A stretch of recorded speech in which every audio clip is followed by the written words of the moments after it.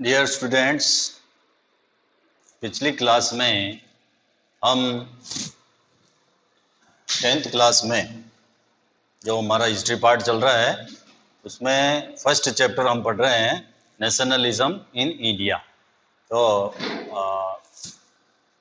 Next तो हमारा जो टॉपिक है इसमें the Rowlatt Act and why non cooperation, इन दो टॉपिक्स के ऊपर हम आज की क्लास में हम डिस्कस करते हैं।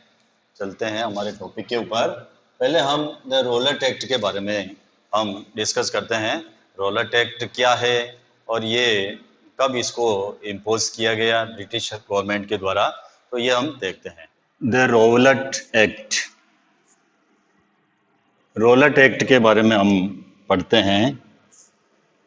एम्बेडेड विद दिस सक्सेस, इस सक्सेस से उत्साहित होकर Gandhi ji in 1919 decided to launch a nationwide satyagraha against the proposed Rowlatt Act 1919। Gandhi ji ने 1919 में प्रस्तावित रोलेट एक्ट के खिलाफ एक राष्ट्रव्यापी सत्याग्रह आंदोलन चलाने का उन्होंने फैसला किया। This act had been hurriedly passed through the Imperial Legislative Council despite the united opposition of the Indian members. This act had been hurriedly passed. Indian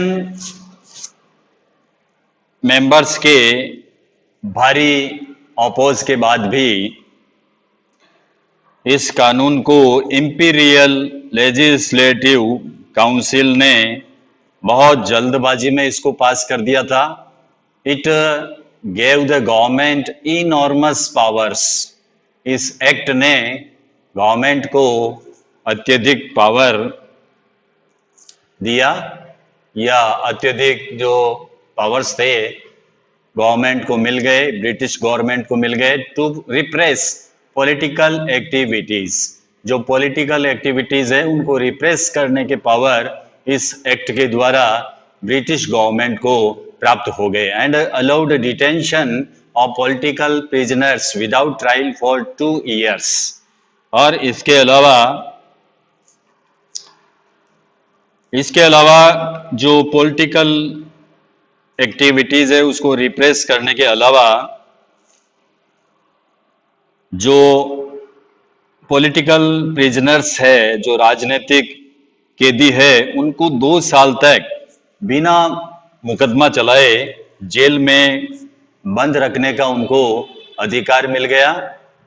trial for 2 years, यानी जो भी पॉलिटिकल प्रिजनर्स है उनको detention करने का जो है उनको अधिकार मिल गया इस एक्ट के तहत। Mahatma Gandhi wanted non violent civil disobedience against such unjust laws which would start with a battle on 6 April। Mahatma Gandhi wanted non-violent civil disobedience against such unjust laws। Mahatma Gandhi ऐसे अनजस्टिस, अन्यायपूर्ण कानूनों के खिलाफ नॉन वायोलेंट तरीके से, अहिंसक ढंग से नागरिक अवज्ञा चाहते थे, सिविल डिसओबीडियंस चाहते थे। इसे 6 अप्रैल को एक हड़ताल के द्वारा इसको जो है शुरू होना था। Rallies were organised in various cities में रैलीज का आयोजन किया गया। Workers went on strike in railway workshop में जो लेबर थे, जो वर्कर्स थे, वो हड़ताल के ऊपर चले गए। तो रोलेट एक्ट के दौरान क्या क्या एक्टिविटीज हुई वो आपको देखनी है। एंड शॉप्स क्लोज्ड डाउन, दुकानें बंद हो गई। Alarmed by the popular upsurge and scared that lines of communication such as the railways and telegraph would be disturbed. इस व्यापक जन उबार से वरिड और रेलवे तथा टेलीग्राम जैसी संचार सुविधाओं के भंग हो जाने से भयभीत ब्रिटिश ने राष्ट्रवादियों के ऊपर रिप्रेस करना चालू कर दिया, दमन करना चालू कर दिया। British administration decided to clamp down on nationalists के ऊपर उन्होंने दमन करना चालू कर दिया। Local leaders were picked up from Amritsar, जो लोकल लीडर्स थे अमृतसर में बहुत सारे उनको हिरासत में ले लिया गया, पिकअप कर लिया गया। And Mahatma Gandhi was bad from entering Delhi, और गांधी जी के दिल्ली एंटर के ऊपर पाबंदी लगा दी गई, बैरिंग लगा दिया, बैरियर कर दिया गया उनको। ऑन 10 अप्रैल 10 अप्रैल को the police in Amritsar fired upon a peaceful procession. 10 अप्रैल को पुलिस ने अमृतसर में एक पीसफुल प्रोसेशंस के ऊपर गोली चला दी। तो पीसफुल प्रोसेशंस था, शांतिपूर्ण जो जुलूस चल रहा था उसके ऊपर फायर कर दिया। Fired upon a peaceful processions provoking wide spread attack on banks, post office and railway stations. इसके बाद लोग बैंकों, डाकखानों, रेलवे स्टेशनों के ऊपर जो है वो हमले करने लगे, अटैक कर दिया उन्होंने।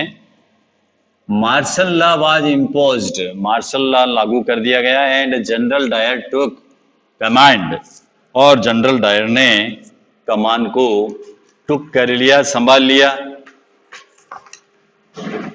On 13 April the infamous Jallianwala Bagh incident took place, और इसके बाद 13 अप्रैल को जलियांवाला बाग हत्याकांड हुआ।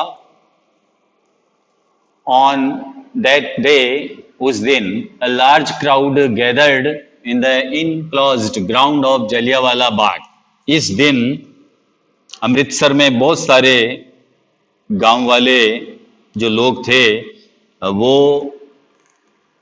वहां पर जलियांवाला बाग ग्राउंड में गैदर हुए थे।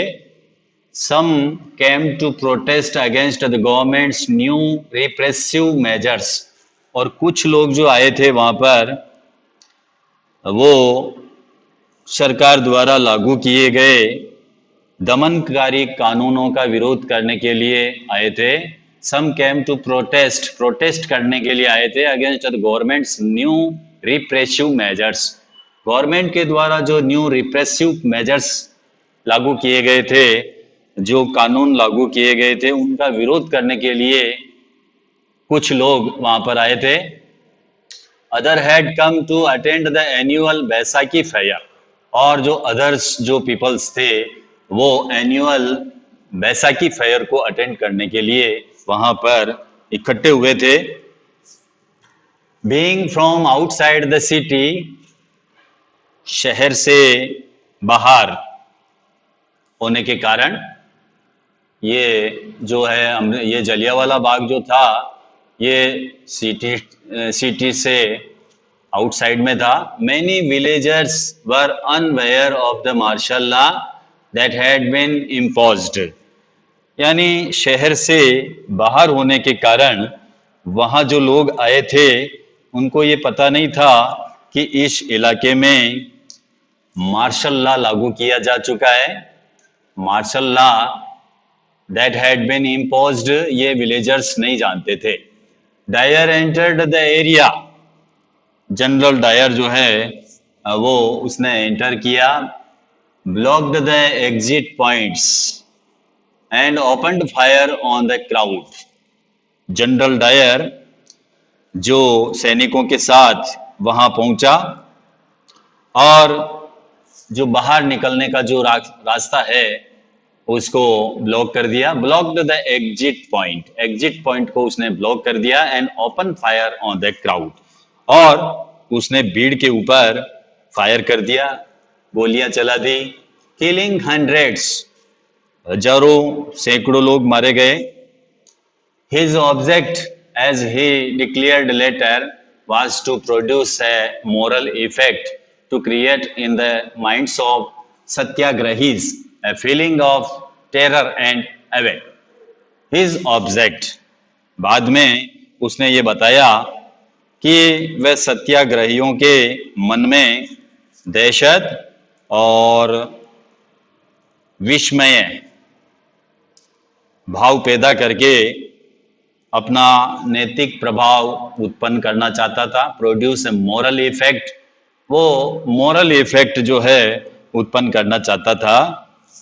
कैसे करना चाहता? To create in the minds of satyagrahis, satyagrahis के माइंड्स में ये क्रिएट करके कौन सी फीलिंग्स? टेरर एंड अवे, दहशत और अवे, विस्मय, टेरर और अवे का भाव पैदा करके, फीलिंग्स पैदा करके वो प्रोड्यूस ए मोरल इफेक्ट, वो मोरल इफेक्ट जो है उत्पन्न करना चाहता था। As the news of Jallianwala Bagh spread, Jallianwala Bagh इसकी न्यूज स्प्रेड हुई, crowds took to the street in many north Indian towns, और जो नॉर्थ इंडियंस टाउन्स है, उत्तर भारत के बहुत सारे सिटीज में लोग रोड्स के ऊपर आने लगे। देयर वर स्ट्राइक्स, हड़तालें हुई, clashes with the police, police के साथ में भी झड़पें हुई, क्लैशेस हुए, and attacks on government buildings, government buildings के ऊपर भी हमले होने लगे। The government responded with brutal repression, सरकार ने इन कार्रवाइयों को ब्रूटल तरीके से जो है रिप्रेश करना चालू किया, यानी ये जो कार्रवाइयां हुई थी इनको ब्रूटल, निर्ममता से इनको कुचलने का प्रयास किया। Seeking to humiliate and terrorise people, और लोगों को अपमानित किया और आतंकित करने की कोशिश की। Seeking humiliate and terrorise people, लोगों को टेरराइज किया, ह्यूमिलिएट किया। Satyagrahis were forced to rub their noses on the ground, और इसके अलावा सत्याग्रहियों को जमीन पर नोज को रब करने के लिए उनको बाध्य किया, यानी जो सत्याग्रही थे उनको जमीन पर नाक रगड़ने के लिए मजबूर किया। क्रॉल ऑन द स्ट्रीट्स, सड़क पर घसीट कर चलने, एंड डू सलाम, सलाम सैल्यूट को बोलते हैं, and do salute to all sahibs, जो भी साहिब थे, यहाँ साहिब का मतलब ब्रिटिश से है, जो ब्रिटिश ऑफिशियल्स थे, जो ब्रिटिश अधिकारी थे, उनको सैल्यूट करने के लिए उनको मजबूर किया गया। And crawl on the streets, और सड़क पर घसीट कर उनको चलने के लिए मजबूर किया गया। People were flogged and villagers were bombed around Gujranwala in Punjab, now in Pakistan. तो पीपल वर फ्लोज्ड, लोगों को फ्लोज्ड किया, यानी कोड़े मारे गए, फ्लोग उनको लगाए गए। एंड विलेजेज वर बम्ड, और गांवों के ऊपर बम बरसाए गए। कौन से गांवों में? अराउंड गुजरानवाला इन पंजाब, एक तो जो गुजरावाला है पंजाब, उसमें जो गांव थे ये अब पाकिस्तान में है, नाउ इन पाकिस्तान। तो विलेजेज के ऊपर बम बरसाए गए। सीकिंग वायलेंस स्प्रेड, हिंसा फैलने लगी। Mahatma Gandhi called off the movement, तो महात्मा गांधी ने इस मूवमेंट्स को जो है कॉल ऑफ कर दिया। इसको बंद कर दिया, इस आंदोलन को वापस ले लिया। कौन से आंदोलन को? रॉलेट एक्ट के द्वारा जो आंदोलन चला था, उस आंदोलन को महात्मा गांधी ने कॉल ऑफ कर दिया। While the Rowlatt Satyagraha had been a wider spread movement, भले ही रोलेट सत्याग्रह एक बहुत बड़ा आंदोलन था, it was still limited mostly to cities and towns, लेकिन अभी भी ये मुख्य रूप से सिटीज और टाउन तक ही सीमित था।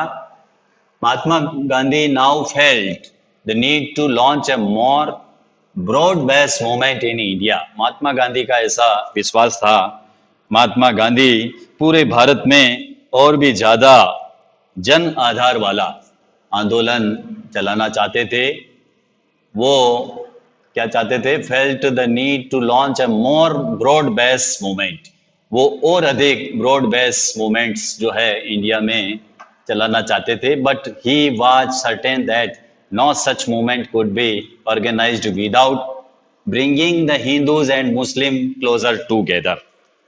लेकिन उनका ये मानना था कि हिंदू मुसलमानों को एक दूसरे के पास में लाए बिना ऐसा कोई आंदोलन नहीं चलाया जा सकता है। जब तक हिंदू मुस्लिम क्लोजर टुगेदर नहीं आ जाते, तब तक ऐसा सच मूवमेंट्स जो है कुड बी ऑर्गेनाइज्ड विदाउट, यानी इस प्रकार का मूवमेंट जो है नहीं चलाया जा सकता है जब तक कि हिंदू और मुस्लिम क्लोजर टुगेदर पास पास नहीं आ जाते। One way of doing this he felt, उन्हें लगता था कि one way of doing was to take up the Khilafat issue. उनको ये लगता था कि खिलाफत का मुद्दा उठाकर वो इन दोनों समुदायों को पास में ला सकते हैं, हिंदू और मुस्लिम्स को खिलाफत मूवमेंट्स चलाकर वो उनको एक दूसरे के नजदीक ला सकते हैं, उनका ये मानना था। The first world war had ended with the defeat of Ottoman Turki.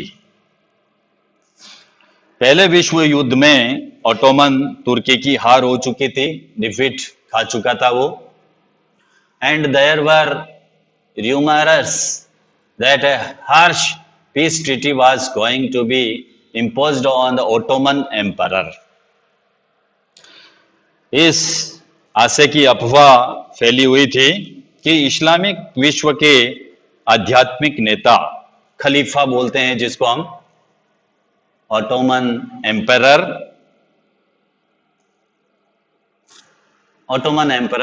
The spiritual head of the Islamic world, जिसको खलीफा बोला जाता है।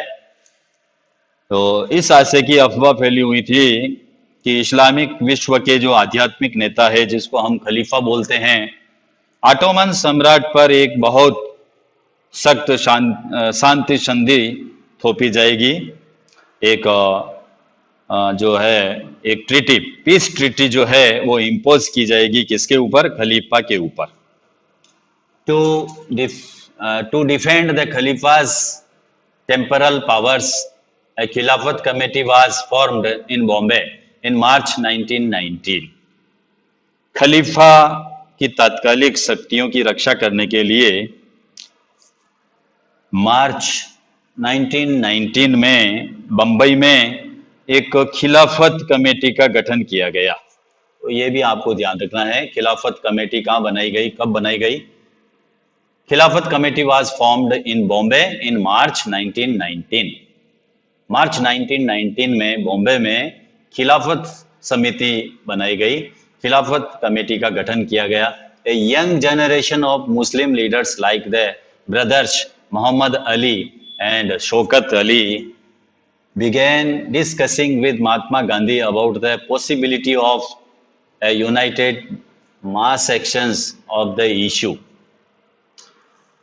A young generation,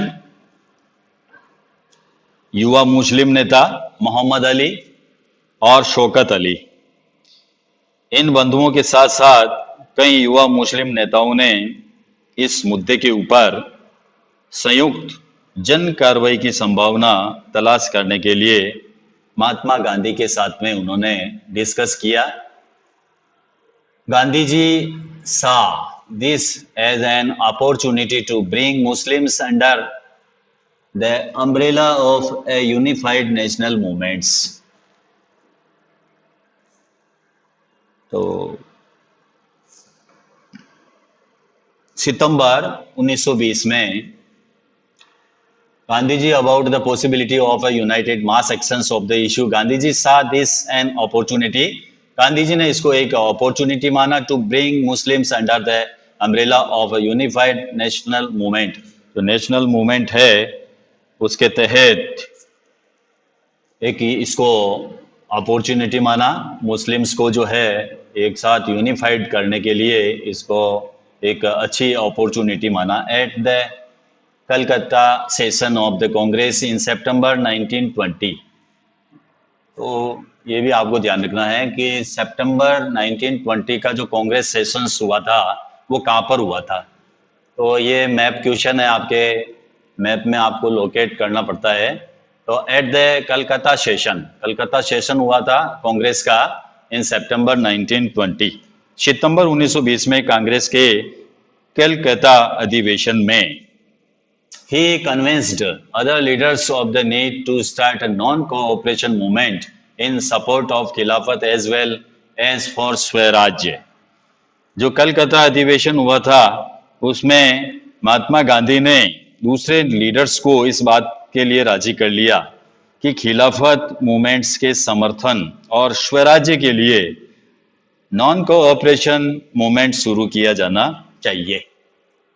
स्वराज के लिए, खिलाफत के लिए, इसके सपोर्ट के लिए जो है महात्मा गांधी ने नॉन कोऑपरेशन मूवमेंट शुरू करने की योजना तैयार की कलकत्ता सेशन में।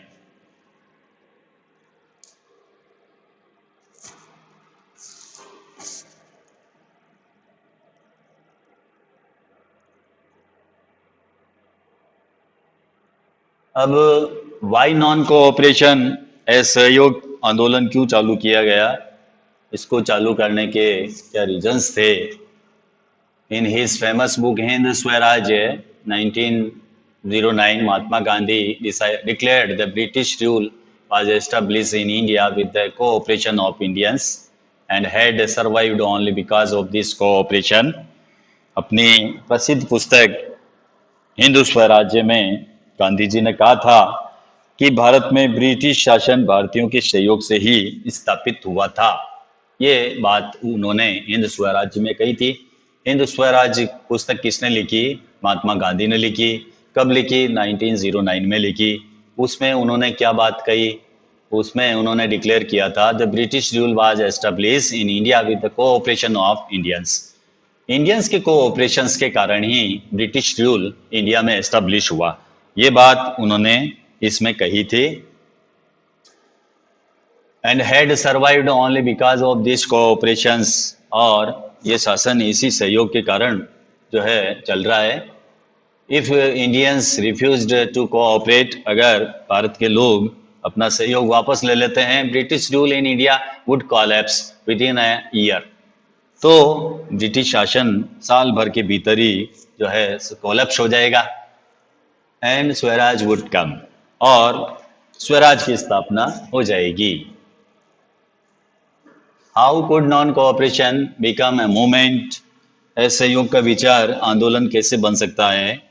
गांधी जी proposed that the movement should unfold in a stage। Gandhi ji का सुझाव था कि ये आंदोलन चरणबद्ध तरीके से आगे बढ़ना चाहिए। unfold in a stage in should begin with a surrender of titles that the government awarded। सबसे पहले लोगों को सरकार के द्वारा जो अवार्डेड किया गया है उसको त्यागना चाहिए। जो गवर्नमेंट के द्वारा जो पदवियां, जो पद दिए गए हैं उनको क्या करना चाहिए? सरेंडर करना चाहिए। And boycott of civil services, और सरकारी नौकरियों को भी जो है बाइकआउट करना चाहिए। Army, police, courts, legislative councils, schools and foreign goods, इनका बाइकआउट करना चाहिए। Then in case of government use repression, और अगर सरकार दमन का रास्ता अपनाती है, a full civil disobedience campaign would be launched. तो फिर व्यापक सविनय अवज्ञा आंदोलन जो है शुरू किया जाना चाहिए. Through the summer of 1920 Mahatma Gandhi and Shaukat Ali toured extensively mobilising popular support for the movement. 1920 की समर में गांधी जी और शौकत अली आंदोलन के लिए सपोर्ट जुटाते हुए देश भर में ट्रैवल करते रहे. Many within the Congress were however concerned about the proposals. Congress में बहुत सारे लोग जो थे वो कंसर्न थे, इन प्रस्तावों के ऊपर सशंकित थे, शंका करते थे. They were reluctant to boycott the council elections scheduled for नवंबर 1920. वे नवंबर 1920 में विधायी परिषद के लिए होने वाले इलेक्शंस का बाइकआउट करने से जो है हिचकिचा रहे थे, रिलेक्टेंट हो रहे थे. एंड दे फियर्ड, उनको डर था, that the movement might lead to popular violence, और उन्हें यह भी फियर था कि इस आंदोलन में लोग हिंसा कर सकते थे. In the months between September and December, there was an intense tussle within the Congress. In the month between September and December, सितंबर से दिसंबर तक कांग्रेस में जो है भारी खींचातानी रही, टसल रहा, उनमें काफी खींचातानी रही. For a while there seemed no meeting point between the supporters and the opponents of the movements. और जो आंदोलन के जो सपोर्टर थे और जो ओपोनेंट्स थे यानी विरोधी, कुछ समय के लिए ऐसा लगा कि मूवमेंट्स के जो समर्थक है, जो विरोधी है, उनके बीच सहमति नहीं बन पाएगी, ऐसा सिम हो रहा था. नो मीटिंग पॉइंट जो है नहीं हो पाएगा between the supporters and opponents of the movements के जो ओपोनेंट्स है, सपोर्टर्स है, उनके बीच में कोई मीटिंग पॉइंट जो है नहीं हो पाएगा, कोई सहमति नहीं बन पाएगी, ऐसा लग रहा था. Finally as the Congress sessions at Nagpur in December 1920, और आखिरकार दिसंबर 1920 में कांग्रेस के नागपुर अधिवेशन में कंप्रोमाइज वाज वर्कड आउट, एक समझौता हुआ, and the non cooperation programme was adopted, और असहयोग कार्यक्रम पर स्वीकृति की मोहर लग गई. How did the movement unfold, आंदोलन किस तरह आगे बढ़ा, किस तरह अनफोल्ड हुआ. हु पार्टिसिपेटेड इन, इसमें किन लोगों ने पार्टिसिपेट किया. How did different social groups conceive of the idea of non cooperation, विभिन्न सामाजिक समूहों ने असहयोग के विचार को किस तरह लिया. जो असहयोग का जो विचार था, आइडिया ऑफ नॉन कोऑपरेशन था, वो डिफरेंट सोशल ग्रुप्स के लिए डिफरेंट था, यानी अलग अलग सामाजिक समूहों ने इस असहयोग के विचार को अलग अलग प्रकार से लिया. ये हम नेक्स्ट देखेंगे. तो स्टूडेंट्स, आज की क्लास में हमने जो हमारा चैप्टर चल रहा है नेशनलिज्म इन इंडिया में नेशनलिज्म का राइज किस प्रकार हुआ, उसमें हमने जो टॉपिक्स जो हमने पढ़े हैं, द रोलेट एक्ट के बारे में हमने जानकारी प्राप्त की. वाई नॉन कोऑपरेशंस वाई क्यों चलाया गया, इसी को क्यों चलाया गया, तो इसके हमने रीजंस देखे हैं.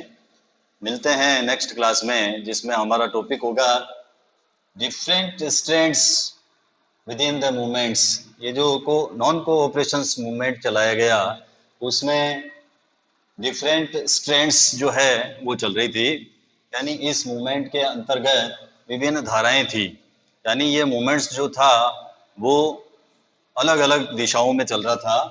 तो किस प्रकार चल रहा था वो हम देखेंगे नेक्स्ट टॉपिक में. The movement in the towns, यानी टाउन्स में ये जो मूवमेंट था वो किस प्रकार था, इसका टाउन के अंदर कितना इम्पैक्ट पड़ा वो हम देखेंगे.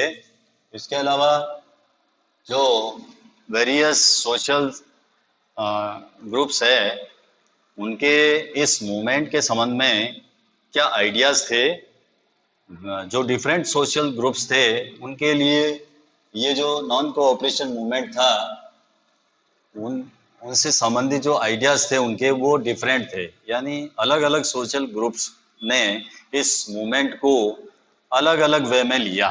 तो ये हम नेक्स्ट क्लास में देखेंगे। Different strengths with in the movements, the movement in the town, इसके ऊपर हम नेक्स्ट क्लास में चर्चा करेंगे। Thank you, have a nice day.